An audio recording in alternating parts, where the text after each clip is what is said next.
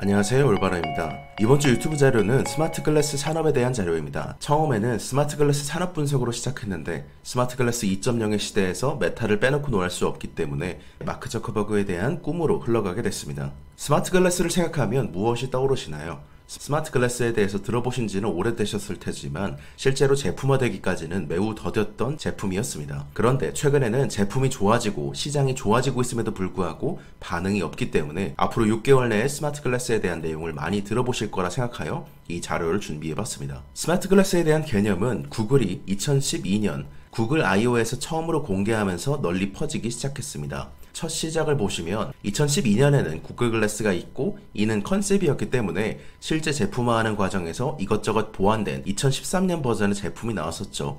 그러나 이는 사실상 가격이 너무 비쌌고 열과 습기에도 취약한 제품이었기 때문에 상용화되진 못했습니다. 이후에 마이크로소프트와 메타의 헤드업 디스플레이 제품들이 이어져 왔죠. 다시 구글로 돌아와서 구글에서는 공동 창업자인 세르게이 브린 주도하에서 구글 글래스 프로젝트를 추진했었습니다. 2013년 5월 18일 테드 강연에서 구글 글래스를 만든 이유를 직접 설명하기까지 했죠. 우리의 시선이 스마트폰을 향하는 것이 아니라 새로운 방식으로 세상을 직접 바라보길 희망했던 프로젝트였습니다. 구글 글래스는 워낙 오래된 영상이지만 공식 컨셉 영상이 있습니다. 2012년에 나온 자료였죠. 자연어 대화, 즉 우리가 쓰는 단어를 통해서 인터넷과 상호작용하는 구조를 만들겠다는 것이었습니다. 컨셉 영상을 보시게 되면 여기에 나온 원하는 기능들은 지금의 LMM을 접목한 스마트 글래스의 모습과 비슷합니다. 그러나 이때는 기술력이 충분하지 않았고 디바이스 부품 생태계도 역부족이었습니다. 고열과 고습에 손상되기도 하고 비쌌죠. 당시 출시 가격이 $1,500였으니 지금으로부터 10년 전임을 생각하면 엄청난 가격이었습니다. 그리고 그 결과 실패했습니다. 그렇게 스마트 글래스 1.0의 시대가 지나갔죠. 세르게이 브린은 얼마 전 구글 I/O 2025 5월 20일에 그때를 회상하면서 나는 구글 글래스와 관련해서는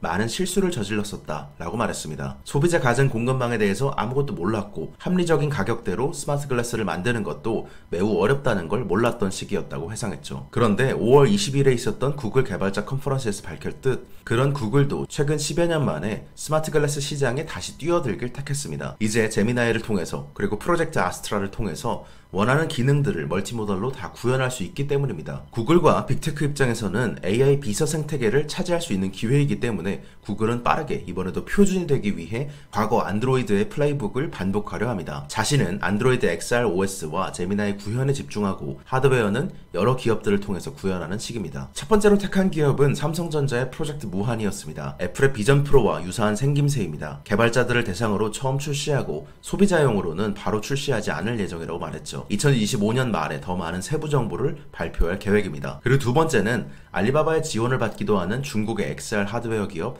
엑스리얼의 프로젝트 아우라입니다. 그리고 세 번째와 네 번째는 젠틀몬스터와 와비파커가 협력하는 구조이죠. 헤드업 디스플레이의 모양과 디스플레이가 없는 안경들에 대해서 협력하는 구조를 짜고 있습니다. 이 과정에서 젠틀몬스터에 대한 지분을 투자하기도 했었죠. 시간이 흘러서 생성형 AI와 LMM으로 강화된 스마트 글래스 2.0 시대가 도래했습니다. 소개를 위해서 간단하게 스마트 글래스 1.0의 시대를 열었던 구글의 사례를 들어드렸지만 스마트 글래스 2.0의 시대에 구글은 팔로워의 입장입니다. 이 시장에서 리더는 정작 따로 있죠. 이 판을 주도하고 있는 인물은 메타의 CEO 마크 저커버그입니다. 그는 AI와 메타버스를 결합한 차세대 컴퓨팅 플랫폼에 대해서 다음과 같이 생각을 밝힌 바 있었죠. 컴퓨터의 역사를 보자면 메인프레임 같은 거대한 컴퓨터로 시작해서 데스크톱으로, 노트북으로, 스마트폰으로 점점 더 간단하고 컴팩트하게 발전해왔습니다. 그러나 이는 여전히 인간의 생활을 생각한다면 부자연스러운 컴퓨팅 사용 방법이란 점이 중요했죠. 컴퓨터를 사용할 때 세상과 단절되기 때문입니다. 인간은 점점 더 사회화되고 싶어 한다는 니즈를 생각하는 마크 저커버그의 입장에서는 앞으로 더 사람들이 자연스럽게 소통하는 방법에 새로운 컴퓨팅 방법이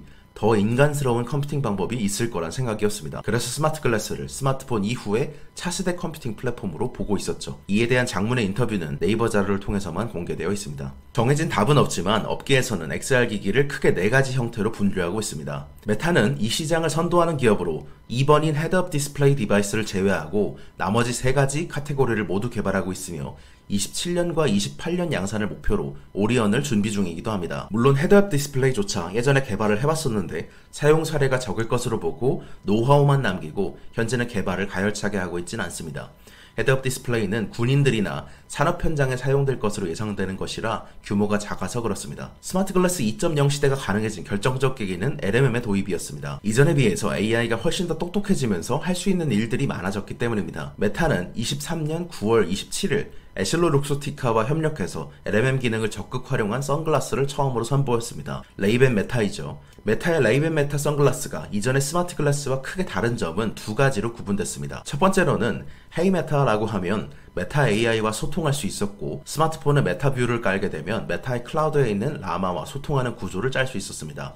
클라우드에서 LMM으로 연산을 하고 결과값을 스마트폰에 보내면 그것을 무선 통신으로 레이벤 메타의 디바이스가 받아서 알려주는 식이었죠. 두 번째로는 기존의 스마트 글래스와 다른 점은 기존의 스마트 글래스답지 않게 이쁘다는 점이었습니다. 영상을 한번 보시죠.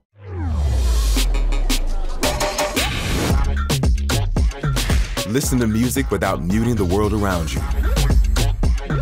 Live stream your creations from your POV. Take calls without interrupting your flow.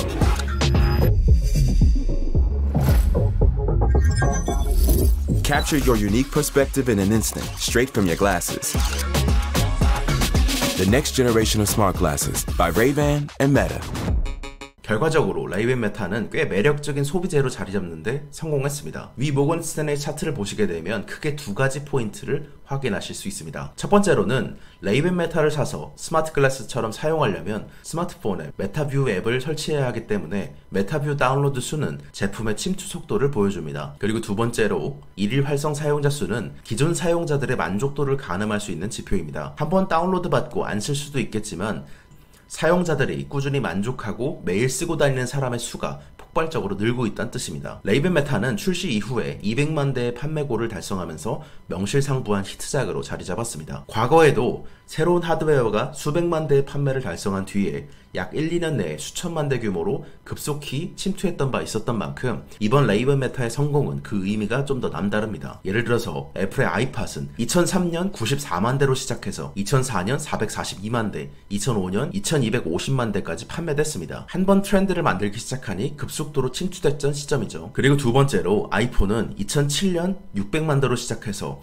2008년 1500만 대, 2009년 3500만 대, 다음 해에는 5000만 대까지 침투했습니다. 현재 메타의 AI 기능은 미국에서만 활성화되면서 영어로만 소통이 가능하기 때문에 전 세계적인 반응은 아직 제한적입니다. 그럼에도 불구하고 이 같은 추세라면 레이벤 메타의 출시는 대성공이라고 표현할 수 있겠죠. 덕분에 스마트 글래스의 시대가 앞당겨지고 있기 때문입니다. 그리고 이번 결국엔 소비자로서의 성공은 아이러니하게 스마트 글래스처럼 투박하게 보이지 않았기 때문에 성공하고 있는 상황이기도 합니다. 레이벤 메타의 성공 요소는 크게 네 가지로 구분할 수 있습니다. 첫 번째는 메타 AI를 통해서 실시간으로 소통하고 번역하고 음악 재생과 앱 실행을 할 수 있다는 점이죠. 두 번째는 업그레이드된 1200만 화소의 광각 카메라를 통해서 아이폰 14급의 카메라를 통해서 사진과 비디오 녹화 시에도 꽤 쓸만한 품질을 낼 수 있다는 점입니다. 그리고 세 번째로는 무게가 50g 정도이기 때문에 보통 뿔테 선글라스의 무게인 40g에서 50g과 거의 비슷한 무게이므로 착용감이 좋은 편입니다. 네 번째로는 에실로룩소티카의 강력한 레이벤 브랜드에 메타가 지금까지 쌓아올린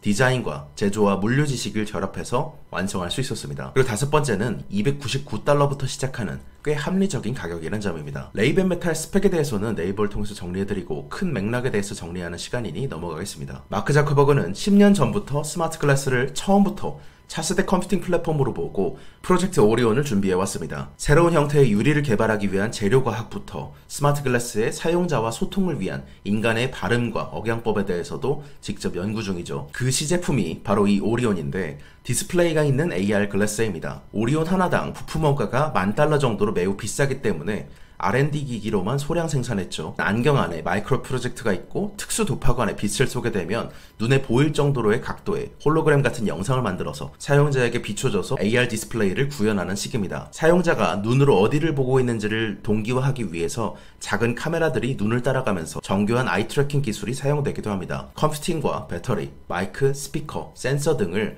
모두 안경 안에 넣어야 했기 때문에 10년이 걸려서야 이제야 시제품을 만든 단계에 들어왔죠. 그럼에도 불구하고 오픈AI가 GPT-5와 GPT-4.5를 만들면서 얻은 노하우로 GPT-4.5와 4.1을 만들었듯이 오리온을 10년 동안 연구해온 노하우를 이곳저곳에 적용하고 있다는 것이 포인트입니다. 저커버그는 직접 오리온의 입문용 제품으로 레이벤 메타를 설계했다라고 밝히기도 했죠. 레이벤 메타가 우연히 한순간에 제품으로 나온 것이 아니라 마크 저커버그만의 철학을 담은 제품을 개발하던 와중에 나온 브릿지라는 점이 중요합니다. 레이벤 메타를 출시한 지 1년 반 정도 만에 다시금 새로운 모델을 내놨죠. 6월 20일 출시한 오클리는 스포츠 활동을 위한 스마트 글래스입니다. 월드컵 우승자인 킬리안 음바페와 슈퍼볼 MVP 3회 수상에 빛나는 패트릭 마홈스가 마케팅에 참여했죠. 레이벤 메타는 이쁜 글래스를 원하는 사람들에게 어필했다면 이제 오클리 메타로 스포츠 활동을 원하는 사람들에게 어필하고 있습니다. 우선 오클리 메타의 공식 영상부터 한번 보시죠. Evolution takes centuries. We don't have that kind of patience.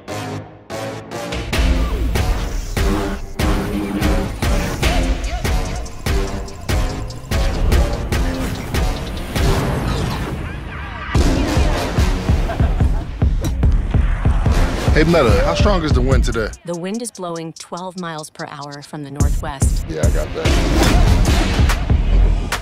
Hey Meta, take a video.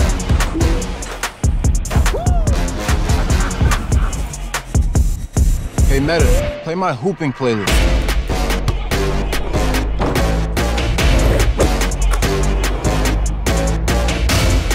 Hey Meta, who is the fastest football player? Kylian Mbappe.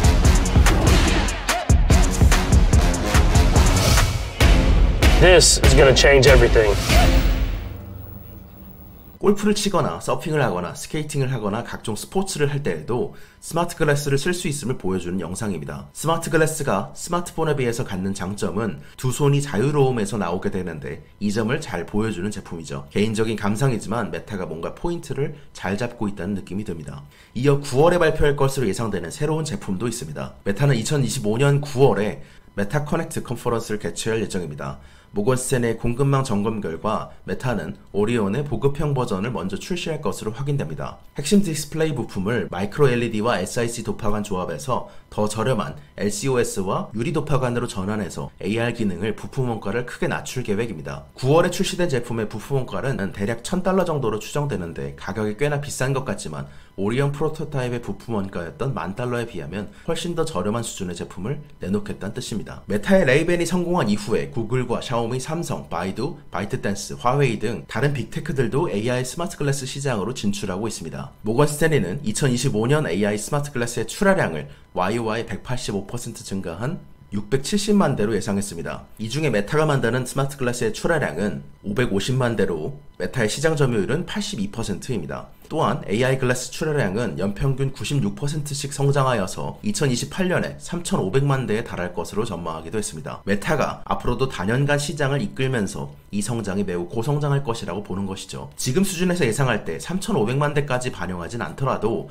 AI 기술이 빠르게 발전하고 있는 것을 생각해 본다면 단연간 50% 성장은 가능한 시나리오라고 생각합니다. 마지막으로 이후에 스마트 글래스의 주요 부품, 저커버그가 그리는 레이벤 메타와 메타 AI를 통한 추가적인 수익 창출 기회 등 구체적인 메타에 대한 투자의 생각은 네이버를 통해서 공개되어 있습니다. 이번 주 네프콘을 통해서 전해드렸던 독점 콘텐츠는 총 4개였습니다. 엔비디아의 애널리스트 이익 추정치 상향과 3가지 순풍을 정리해봤습니다. AC 공급망 체크 디테일을 정리해봤으며 버티브, 도어대시, 시리미티드, 메르카도 리브레, 퍼스트 솔라를 살펴봤습니다. 두 번째는 스마트 글래스였습니다. 저커버그의 생각은 어떤지와 빅테크들 입장에서 스마트 글래스를 놓을 수 없는 이유에 대해서 생각해봤습니다. 세 번째는 마이크론의 2분기 실적을 요약한다면 수요 가속화의 파급 효과라고 볼 수 있겠죠. 이번 분기 AI와 데이터 센터형 제품 출하량이 크게 늘었기 때문입니다. 네 번째 자료는 AI 심어편 자료로 구글의 AI 상징인 데미스어 서비스와 공동 창업자인 세르게이 브린이 참여한 인터뷰를 정리해봤습니다. 이번 주 투자의 생각 유튜브 편은 여기서 마치겠습니다. 감사합니다. 올바른이었습니다. 좋은 하루 되세요.